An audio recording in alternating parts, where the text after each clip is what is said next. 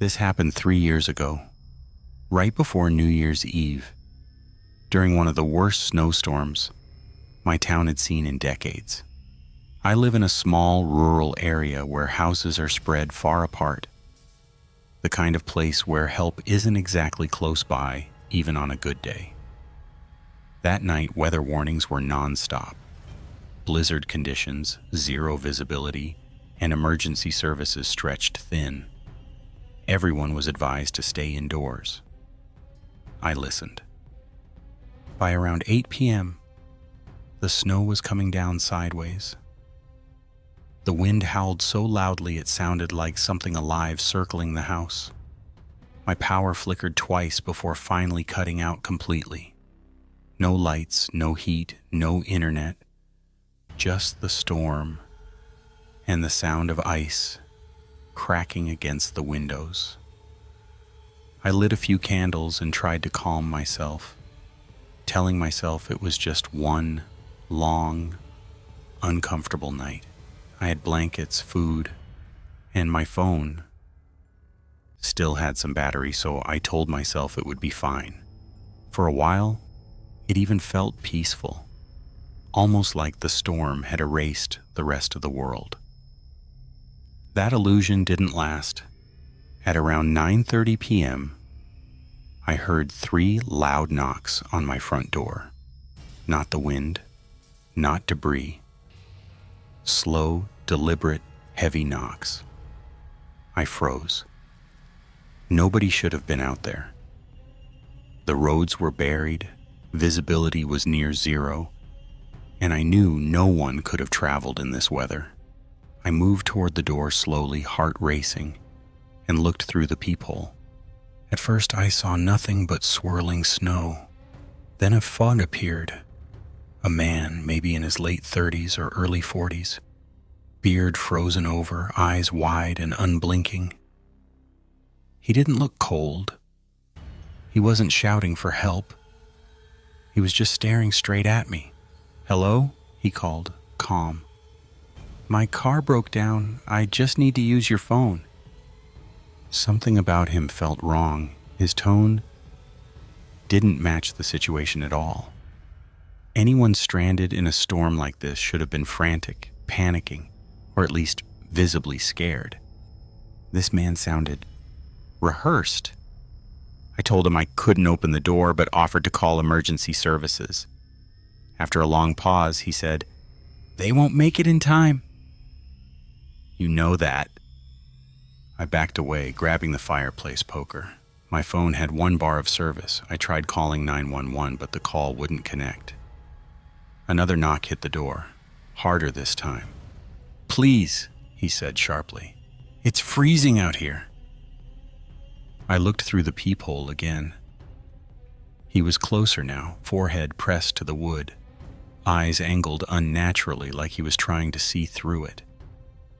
Then I noticed something that made my stomach drop. There were no footprints in the snow behind him. None.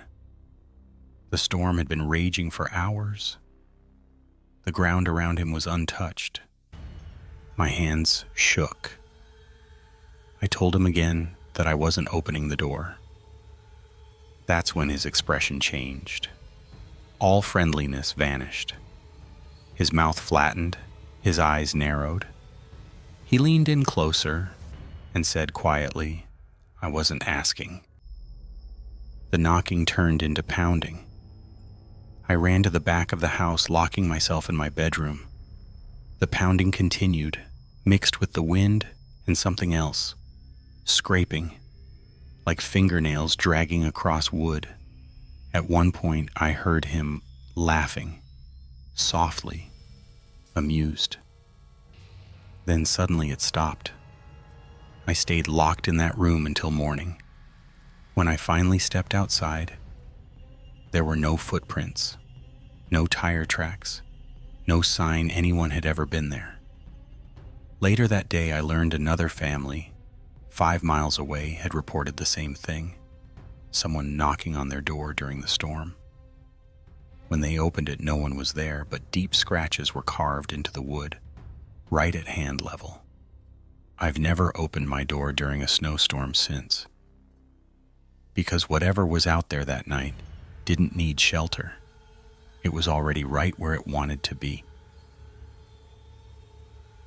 The second story comes from Emily, a long-haul truck driver. It happened one winter night while she was driving through a mountain pass. She hadn't expected a storm, but within an hour, heavy snow reduced visibility to almost nothing. Roads disappeared under snowdrifts, and she had to pull into an isolated rest stop to wait it out. The rest stop was completely empty. No other trucks, no lights, just snow piling up fast. Emily kept the engine running for heat, trying to stay awake, when she heard someone knocking on the side of her truck. At first, she thought it might be another driver. She rolled down the window slightly. A woman's voice called out, saying her car had gotten stuck down the road and that she was freezing. Emily looked outside and saw her standing a few feet away. She wore a thin jacket, completely inadequate for the weather.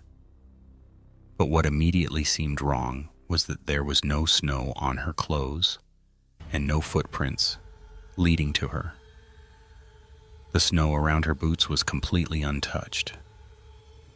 Emily tried to convince her to go inside the rest stop building. She said it was locked. Then the woman stepped closer and asked Emily to open her truck. Emily refused.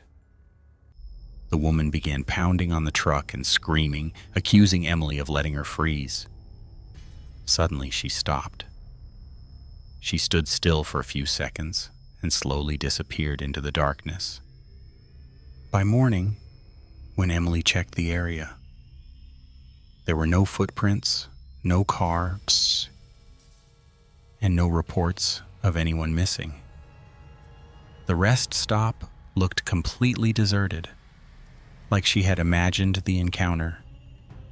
Emily never stopped in isolated places during snowstorms again. The third story was told by Jason, who celebrated New Year's in a cabin deep in the woods with friends. A snowstorm hit faster than expected, burying the access road and cutting off cell service. Around 1 a.m., they heard footsteps crunching in the snow outside.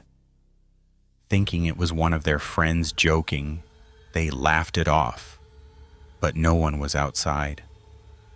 Then they heard knocking at the door.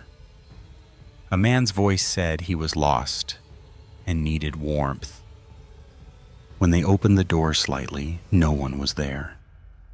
Knocking continued, from the window, the walls, and even the roof. The sounds moved around the cabin methodically, like the building itself was being tested. Panic set in. They barricaded themselves in one room. The knocking continued through the night, accompanied by occasional scratching noises that sounded like fingernails on wood. By sunrise, the storm eased. When they finally checked outside, the snow around the cabin was untouched.